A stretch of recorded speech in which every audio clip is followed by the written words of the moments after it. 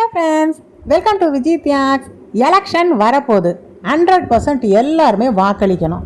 அதற்கான காரணம் என்னன்னு தெரிஞ்சுக்கலாம். இதை பற்றி ஒரு 4 பேர்கிட்ட பேசினா தானே தெளிவு கிடைக்கும். வாங்க நம்ம பேசலாம். உங்களோட பெயர் என்ன? நான் சுப்பிரமணியன். வங்கியில் மேலாளராக பணிபுரிந்து ரிட்டையர் ஆகியுள்ளேன். என்ன வங்கியில் பணிபுரிஞ்சீங்க? இந்தியன் வங்கி. இந்தியன் வங்கியில். சரி, இப்போ தலைப்பு உங்களுக்கு நான் சொன்னது புரிஞ்சிருக்கும்னு நினைக்கிறேன். நிச்சயமாக புரிஞ்சிருக்கு. ஏன் இந்தியாவில்னு இல்லை, எல்லா நாட்டிலையுமே 100% வாக்குப்பதிவு நடக்கிறது இல்லை, அது கம்மியாகிறதுக்கான காரணம் என்ன? மக்களுடைய மனநிலை தான் காரணம். மக்கள் ஓட்டு அளிக்கிறப்ப அவங்க என்ன நினைக்கிறாங்கன்னா, இந்த கவர்மெண்ட்டுக்கு போடணுமா, அடிக்கடி ஓட்டு வருது, எலெக்ஷன் வருது, அப்புறம் இவங்க எதிர்பார்த்த மாதிரி அந்த வாக்காளர்கள் ரெப்ரசன்டேட்டிவ்ஸ் இவங்க செயலுக்கு சரியா திருப்திகரமா இல்லை.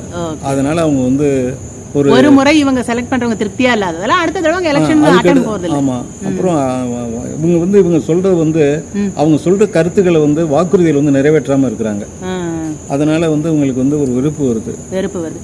இதன் காரணமா தான் வாக்கு முழு சதவீதம் பதிவாகிறது இல்ல. ஆமாங்க. ஓகே, தேங்க்யூ ஐயா, தேங்க்யூ ஐயா. உங்களோட பெயர் என்ன? வணக்கம், என்னுடைய பேர் குருநாதன். நான் ஃபார்மா இண்டஸ்ட்ரியில இருந்து ரிட்டையர் ஆகிட்டேன். தேர்தல் வரப்போகுது. எல்லாருமே பார்த்தீங்கன்னா அதுக்கு ரொம்ப தயாராக இருக்கும். பிரச்சாரமும் பார்த்தீங்கன்னா நல்ல மியூசிக் பேண்டு அது இதுன்னு கட்சிக்காரங்களாம் இப்போ தான் நம்ம வீட்டுக்கிட்டே பார்க்குறோம். இதோட 5 வருஷம் கழிச்சு பார்ப்போமா? பார்ப்போம். ஸோ சில பேரும் பார்த்தீங்கன்னா நல்லா அவங்கவுங்க தொகுதிக்கு பணி புரியுறாங்க. முழு அந்த 100% வாக்குப்பதிவு ஏன் நடக்கிறது இல்லை? எனக்கு அது ரொம்ப நாளாகவே ஒரு சந்தேகம் இருக்குது. ஏன் அந்த மாதிரி 100% வாக்குப்பதிவு முழுதாக இந்தியா முழுதும் சட்டமன்ற தேர்தல், உள்ளாட்சி தேர்தல், பாராளுமன்ற தேர்தல், எல்லா தேர்தலுமே முழு வாக்குப்பதிவுன்றது ஏன் நடக்க மாட்டுது?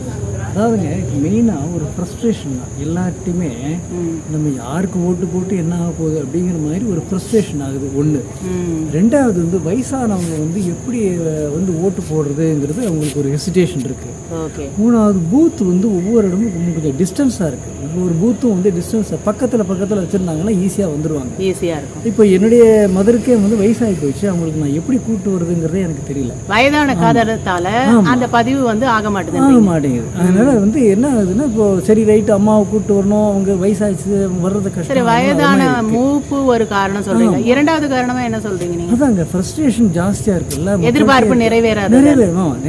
யாரும் வாக்குறுதி ஒன்று சொல்றாங்க, நடக்கிறது வேற மாதிரி. மூன்றாவது காரணமா என்ன நினைக்கிறீங்க நீங்க? அதுதான், இந்த போல் பூத் கொஞ்சம் டிஸ்டன்ஸ் இல்லாம பக்கத்துல வச்சிருந்தாங்க, நல்லா இருக்கும். அதே மாதிரி நம்முடைய நண்பர் சொன்ன மாதிரி, அதாவது ஒவ்வொருத்தருக்கும் ஒவ்வொரு வேலை இருக்கு. அந்த ஒரு நாள் தான் அவங்க லீவ் கொடுக்குறாங்க. அதுக்கு பதிலாக இவங்க என்ன பண்ணலாம், ஒன் வீக் டைம் மற்ற நாடுகளில் நடக்கிறது மாதிரி போலிங் ஒரு வாரம்.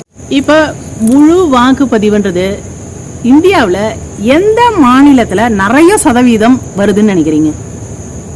சட்டமன்ற தேர்தலாக இருக்கட்டும், பாராளுமன்ற தேர்தலாக இருக்கட்டும், ரொம்ப ஒரு அறிவுபூர்வமாக நடந்துக்கிறது இந்தியாவில் எந்த ஸ்டேட்டா இருக்குன்னு தோராயமா நீங்க சொல்றீங்க? அறிவுபூர்வமா நடக்கிறது. அறிவுபூர்வமான என்ன, அந்த ஒரு விழிப்புணர்வோட நடக்கிறதுன்னு சொல்லும்போது நம்ம சதர்ன் ஸ்டேட்ஸ் தான் நிறைய நடக்குது. சதர்ன் ஸ்டேட்ல. ஆமா. மற்றபடி அவங்க அங்கெல்லாம் நார்த்ல எப்படி? நார்த்ல அந்த அளவுக்கு விழிப்புணர்வு இருக்குங்கிறது எனக்கு தெரியல.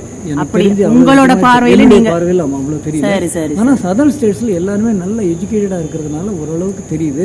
இன்னும் இதை இம்ப்ரூவ் பண்ணணும். அவேர்னஸ் நிறைய இம்ப்ரூவ். வாக்குப்பதிவு எண்ணிக்கையை 100% ஆமா, அவேர்னஸ் இம்ப்ரூவ் பண்ணணும். இளைய தலைமுறையினர் அவங்க எந்த அளவுக்கு வாக்குப்பதிவு செய்யறாங்க? இளைய தலைமுறையினர் இப்போ ரொம்ப சூப்பரா இருக்காங்க. கண்டிப்பா அவங்க நல்ல வாக்கு கொடுப்பாங்க. நல்ல அவங்க இப்போ ரொம்ப எல்லாத்தையும் அனலைஸ் பண்ணி பாக்குறாங்க. இளைய தலைமுறை காரணமா என்ன சொல்றீங்க நீங்க? ஆமாங்க, அவங்களுக்கு தெரியுது நம்ம நாட்டுல என்ன நடக்குது. இப்போ இன்டர்நெட் எல்லாம் எல்லா இடத்துலயும் பரவி போச்சு. இன்டர்நெட் பரவனால என்ன ஆகுதுன்னா, கூகுள் சர்ச்சில் போய் ஏதாவது ஒன்று போட்டீங்கன்னாக்க இமீடியட்டா உங்களுக்கு ரிசல்ட் கிடைச்சிருது. யார் யார் என்ன பண்ணியிருக்காங்க, என்ன ஏதுங்கிறது நம்ம டீட்டெயிலா தெரியுது. அப்படி தெரியும் போது என்ன ஆகுது, ஆஹா இவங்கெல்லாம் இவ்வளவு தூரம் பண்றாங்களே, இப்படி இருந்தவங்க இப்படி வந்துட்டாங்களே, ஸோ எப்படி வர முடியும்? அதனால நம்ம நாட்டில் நம்ம நாடு முன்னேறணும், நம்ம நாட்டு மக்கள்லாம் முன்னேறணுங்கிற வேகத்தில் அவங்க என்ன பண்ணுறாங்கன்னா, கரெக்டான ஒரு நல்ல பர்சனை பார்த்து போடணுங்கிற ஒரு அவேர்னஸ் அவங்ககிட்ட இருக்குது. போடணுங்கிற ஒரு வேகம் இருக்குது அவங்ககிட்ட, இளைஞர்கள்ட்ட. இப்போ ரீசெண்ட் டேஸில் நம்ம அதெல்லாம் பார்க்குறோம். இதுக்கு முன்னாடி அந்த அளவுக்கு வேகம் கிடையாது. ரீசன் என்னன்னா இன்டர்நெட் கிடையாது, வசதி கிடையாது. இந்த ஒரு தொழில்நுட்ப வளர்ச்சின்றது இப்ப அதிகமா இருக்கு. இந்த தொலைபேசி, இந்த செல்போன் மூலமா. ஆமா. இப்ப நீங்க இத ஒரு காரணமா சொல்றீங்க. நான் ஒரு விஷயம் சொல்லவா? தவறான கருத்துக்கள் வந்து இத மாதிரி சோஷியல் மீடியால பரப்புறதால தவறான ஒரு கருத்து வந்து பதிவாகுது. அது உங்களுக்கு தெரியுமா? கரெக்ட். இன்டர்நெட் அதாவதுங்க வெப்சைட் இன்டர்நெட் வந்துன்னா அதுல தவறுகளும் இருக்கு. அதாவது டெக்னாலஜி இம்ப்ரூவ் இப்போ எனக்கு திருப்பி ஒரு விஷயம் எனக்கு நெட்ல வருதுன்னும் போது அது என் மனசுல பதிஞ்சிடுது, அதுதான் கரெக்ட். ஆனா உண்மையில பாத்தீங்கன்னா அது வந்து சரியில்லை, தவறு. இது எனக்கு பதியுதுன்னும் போது இதன் அடிப்படையில நான் வேலை செஞ்சேன்னா எப்படி இருக்கும் அது? இல்லங்க, ஆனா இப்போ உள்ளவங்க எல்லாருமே யோசிச்சு பாக்குறாங்க. ஆமா, இப்போ ஒரு இன்டர்நெட் இதுல வந்து உங்களுக்கு வாட்ஸ்அப்ல வந்து மெசேஜ் வந்துகிட்டே இருக்குது, நிறைய மெசேஜ் வருது. இப்பதான் எலெக்ஷன் டைம்ல நிறைய வருது. ஆனா இது எல்லாமே கரெக்டா இருக்குமான்னு நாம யோசிச்சு பாக்குறோம். அவேர்னஸ் கிரியேட் பண்ணணும். ரெண்டாவது பூத் எல்லா இடத்துலயும் பக்கத்துல வைக்கணும். மூணாவது ஒரு வாரம் டைம் கொடுக்கணும். ஒரு வாரம்ன்றது உங்களுக்கு எப்ப டைம் இருக்கோ நீங்க நடுவுல வந்து போட்டு போடலாம். அதான் தட் இஸ் 1 வீக் டைம் கொடுத்து அதுல வந்து ஃபர்ஸ்ட் டே டு 7th டே அவங்க கம்ஃபர்ட்டபிளுக்கு ஏத்த மாதிரி எப்ப ஃப்ரீயா இருக்காங்களோ வந்து போட்டு போகலாம். உங்களோட கருத்துக்கள் பாத்தீங்கன்னா இது வந்து கண்டிப்பா நம்ம அரசாங்கம் கருத்துல எடுத்துக்க வேண்டிய ஒரு முக்கியமான விஷயம். சரி, நம்ம அடுத்தது ஐயா, உங்களோட பெயர் என்ன? என் பேர் ஐயாதுரை. ஐயாதுரை, எங்க பணிபுரிஞ்சீங்க? தமிழ்நாடு அரசு போக்குவரத்து துறை கண்டக்டர். Okay okay.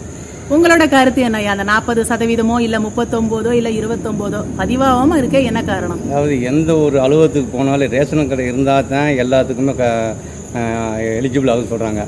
அந்த அடிப்படையில் ஓட்டு போடும்போது ரேஷன் கடை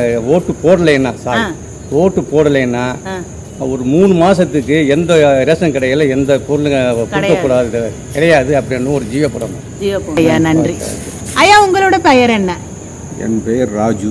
ராஜு, தமிழ்நாடு சிறு தொழில் நிறுவனத்தில் ஒர்க் பண்ணிட்டு ரிட்டையர்ட் ஆகிறேன். உங்களோட கருத்து என்னையா இந்த தலைப்பை பத்தி? என்னுடைய கருத்து 100% வந்து போடலாம். காரணம் எப்படின்னா, ஓட்டு முதல்ல வந்து பேலட் பாக்ஸ் சிஸ்டம் இருந்தது. இப்போ வந்து டிஜிட்டல்ல ஒரு மிஷின் மாதிரி வச்சு பண்ணிருக்காங்க. இதையே இன்னும் அட்வான்ஸா ஆப் மூலமா செல்லுல சொல்லாத ஐடியா சொல்லிட்டாரு. சூப்பர். ஒவ்வொருத்தரும் பண்ணலாம். இதுக்கு வந்து கவர்மெண்ட் தான் பண்ணணும். ஆமா, ஈஸியா பண்ணிடலாமே. எல்லாத்தையும் போன்லயே பண்ணும்போது இதையும் போன்ல பண்ணலாமே. அன்னைக்கு மாத்திரம் அந்த கவர்மெண்ட் எடுத்துக்கிட்டா நல்லா சூப்பரா இருக்கும்னு நினைக்கிறீங்களா? அற்புதமான சிஸ்டம் இது. 100% வந்துரும். ஆமா, இதால என்னன்னா யாரும் இந்த கவர்மெண்ட் ஆனா இந்த கருத்து நான் இதுவரை யார்கிட்டயும் கேட்கல. இல்ல, இந்த கருத்தை நான் சொன்னதால கவர்மெண்ட் எடுத்துக்காது. காரணம் என்னன்னா கவர்மெண்ட்டுக்கு செலவு பண்ணணும். செலவே ஆகாத ஒரு இதுவை செய்ய மாட்டாங்க. ஓ, நீங்க என்ன சொல்றீங்கன்னா இப்ப இத போன் மூலமா பண்ணா செலவு கம்மியாகி போயிடும். இப்ப இத மாதிரி அதோட இல்லாம செலவு அதிகமாகும். அதோட இல்லாம ஒரே நாள்ல ரிசல்ட் வெளியே வந்துரும். Okay okay. 30 நாள் பொறுத்து ரிசல்ட் எல்லாம் கிடையாது. செல்போன்ல பேலட் பாக்ஸ் மாத்துறது கிடையாது. 10 நாள் பொறுத்து மிஷின் மாறுறது கிடையாது. Super idea. எதுவுமே பண்ண முடியாது. ஓகே. பைசா கம்மியாகும்ன்றீங்களா? பைசா ஒண்ணுமே இல்லையா அந்த ஆப்புக்கு? போனை எடுத்தோமா, பதிவு பண்ணோமா, முடிஞ்சு போச்சு, ரிசல்ட் முடிஞ்சிருச்சு. ஆமா. சரி, இந்த பதிவு பண்ணுமான்றது நம்ம போன்ல பண்ணும்போது கூட ஒரு நாள் வைக்கணுமா இல்ல ஒரு 2-3 நாள் வைக்கலாம்ன்றீங்களா? ஒரே நாள் தான். ஆமா, நீ வேலைக்கு போனா என்ன ஜஸ்ட் பிரஸ் பண்ணிட்டு வீட்டுக்கு போற வேலைக்கு. சரி, ஒரே நாள் தான். Super super super idea. அதாவது தூங்குறால முடிக்க முடியாது. மக்கள் மனசு வைக்கணும்.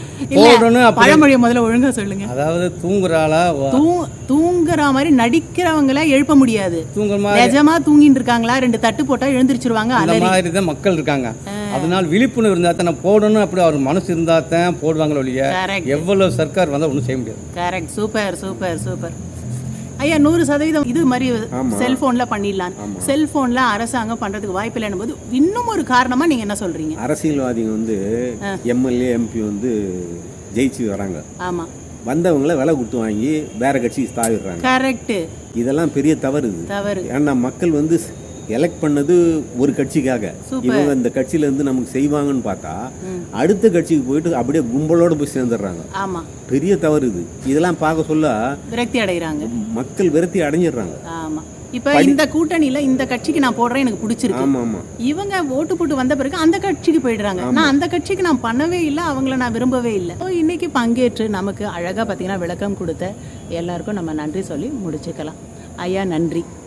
உங்களோட பெயரை இன்னொரு முறை சொல்லுங்க. சுப்பிரமணியன். சுப்பிரமணியன் ஐயா, உங்க பேரை சொல்லுங்க. குருநாதன்.